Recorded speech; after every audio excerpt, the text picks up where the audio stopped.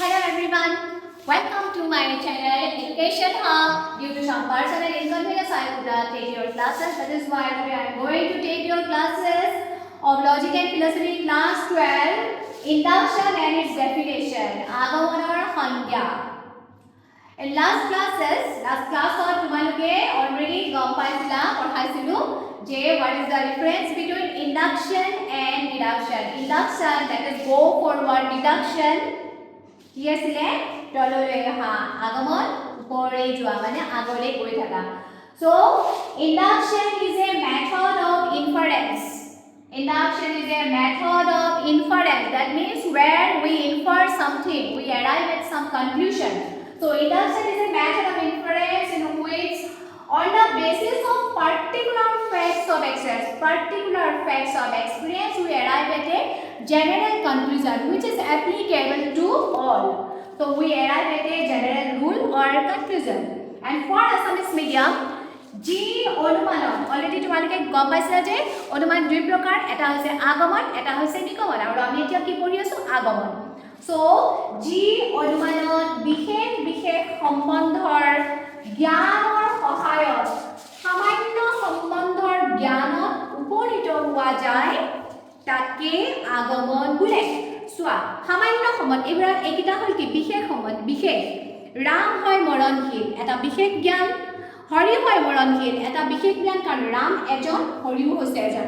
আৰু আমি কি কনক্লুজনত আহিলো মানে সিদ্ধান্তত আহিলো সকলো মানুহ হয় মৰণশীল. সো ক্লিয়াৰ, আই থিংক সকলো ক্লিয়াৰ হৈছে যে আগমন মানে কি আমি গম পালো.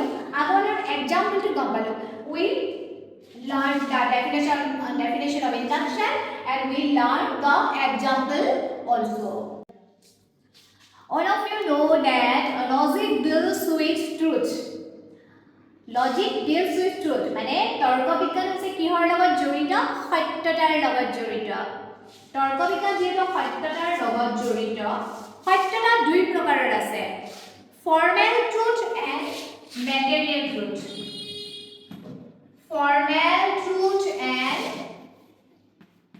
material truth. Okay, formal truth and material truth. আগমন হৈছে তোমাৰ এক প্ৰকাৰ অনুমান, অলৰেডি তোমালোকে শিকিলা. এই আগমন জড়িত হৈছে সত্যতাৰ লগত. এই সত্যতা যেটো দুই প্ৰকাৰ আছে, ফৰ্মেল আৰু মেটেৰিয়েল ট্ৰুথ. ফৰ্মেল মানে হৈছে তোমাৰ আকাৰগত দেই. ফৰ্মেল মানে আকাৰগত মানে ফৰ্মেল ট্ৰুথ দেই. শৰ্টকাটত লিখিছো ফৰ্মেল ট্ৰুথ আৰু মিনিংটো হৈছে আকাৰগত সত্যতা.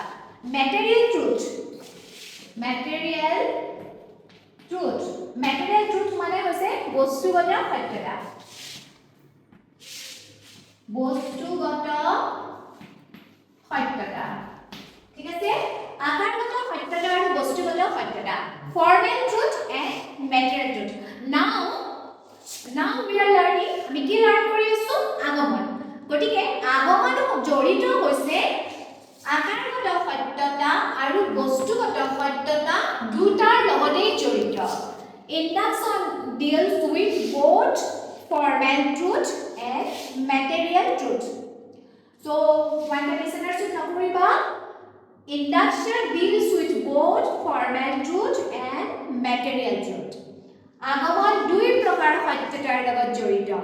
এক প্ৰকাৰ হৈছে আকাৰগত সত্যতা, সেকেন্ডটো হৈছে বস্তুগত সত্যতা. 1 মাৰ্কৰ কোৱেশ্চনটো আহিব পাৰে, তোমালোকৰ ডেফিনিশ্যন লিখাও আহিব পাৰে. মই এটি ভালকৈ এক্সপ্লেইন কৰি দিম. এতিয়া চোৱা first example, come to the example. Ram is mortal. এটো না আগমনৰ পাৰ্টিকুলাৰ এক্সপেৰিয়েন্সৰ ওপৰত ডিপেন্ড কৰি আমি এটো কি পাৰো? all men are mortal পাৰো. Ram is mortal. Hari is mortal. Therefore all men are mortal. This example is formally true and also materially true.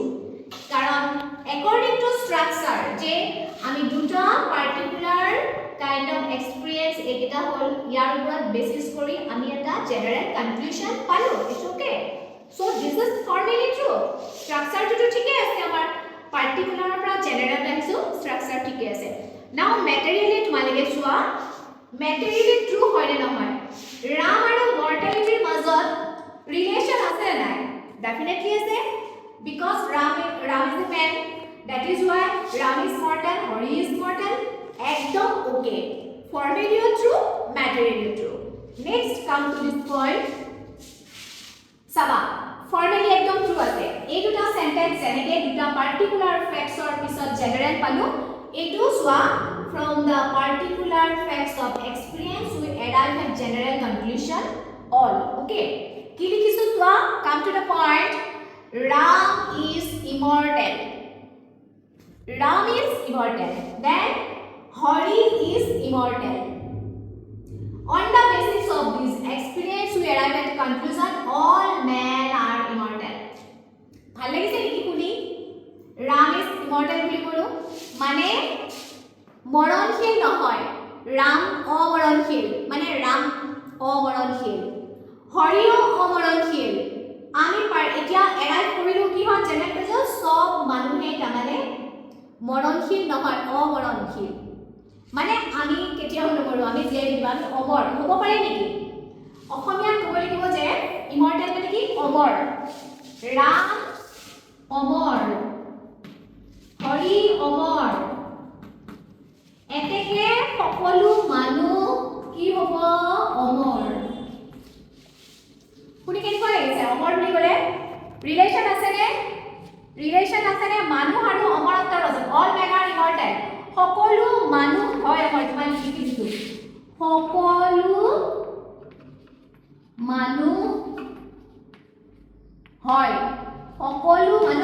অমৰ চোৱা এই মানুহ আৰু অমৰৰ মাজত কিবা ৰিলেচন আছে নেকি নাথিং একো ৰিলেচন নাই কাৰণ মানুহ হলে মৰিবই লাগিব নট অনলি মানুহ all beings are mortal মানুহ বা প্ৰাণীৰ মাজত আৰু অমৰত্বৰ মাজত কোনো ৰিলেচন নাই তাৰ মানে এইটো হৈছে তোমাৰ ফৰ্মেলি ট্ৰু যে আমি পাৰ্টিকুলাৰৰ পৰা জেনেৰেল আহিছো formally it's true but it is materially not true বস্তুগত ফলৰ পৰা এইটো সম্পূৰ্ণ অসত্য বচন it is not materially true that is why induction deals with both formal truth and material truth তো যেতিয়া আমি এটা ইন্ডাকশন এস্টাবলিশ কৰো এটা কনক্লুশন এস্টাবলিশ কৰো তেতিয়া ই ফৰ্মেলি ট্ৰু হ'ব লাগিব ম্যাটেৰিয়েলি ট্ৰু হ'ব লাগিব সো তোমালোকে বুজি পালা নহয় আগমন কিহৰ লগত জড়িত আকাৰগত সত্যতা আৰু বস্তুগত সত্যতা দুই প্ৰকাৰ সত্যতাৰ লগত জড়িত এতিয়া আছো আমি আগমনৰ প্ৰকাৰ in kinds of induction আগমন কেই প্ৰকাৰৰ আছে kinds two types of induction আছে kinds mainly আগমন হৈছে দুটা প্ৰকাৰৰ আগমন আছে এটা হৈছে প্ৰকৃত আগমন that means induction proper মনত ৰাখা প্ৰকৃত আগমন first secondly induction improperly so called that means that is not proper induction first kind of induction is induction proper induction improperly so called asamijot koi agomona bhav that means agomonor abhav ase je on the basis of particular facts or upor debate kori general jao kintu tate agomonor abhav tu ase kintu real prokrito orthat agomon nohoy so ami main kinds of induction আগমনৰ প্ৰকাৰ কি পালো দুটা প্ৰকাৰ এটা হৈছে প্ৰকৃত আগমন এটা হৈছে আগমনাভাস induction proper induction improperly so called এতিয়া আকৌ induction properৰ আকৌ তিনিটা ভাগ আছে হেতু আমি কৰিব গৈ আছো induction proper is of three kinds okay induction proper is again of three kinds number 1 scientific induction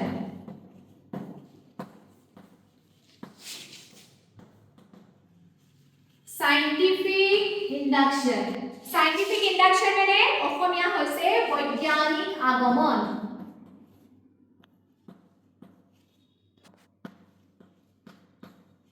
বৈজ্ঞানিক আগমন বিজ্ঞানসম্মতভাৱে কৰা হয় বৈজ্ঞানিক আগমন সো ইন্ডাকশন প্ৰকাৰ তিনটা টাইপস সাইন্টিফিক ইন্ডাকশন নাম্বার 1 বৈজ্ঞানিক আগমন নাম্বার 2 unscientific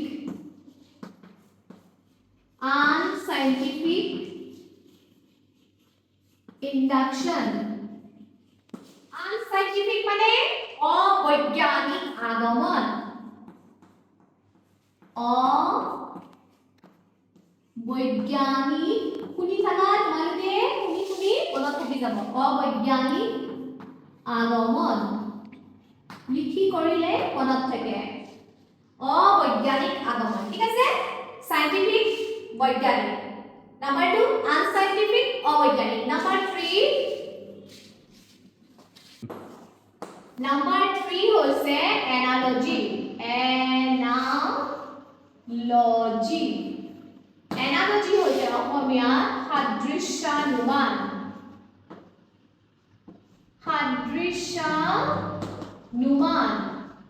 মানে সাদৃশ্যৰ ওপৰত ভিত্তি কৰি যিটো অনুমান কৰা হয় সেইটোৱে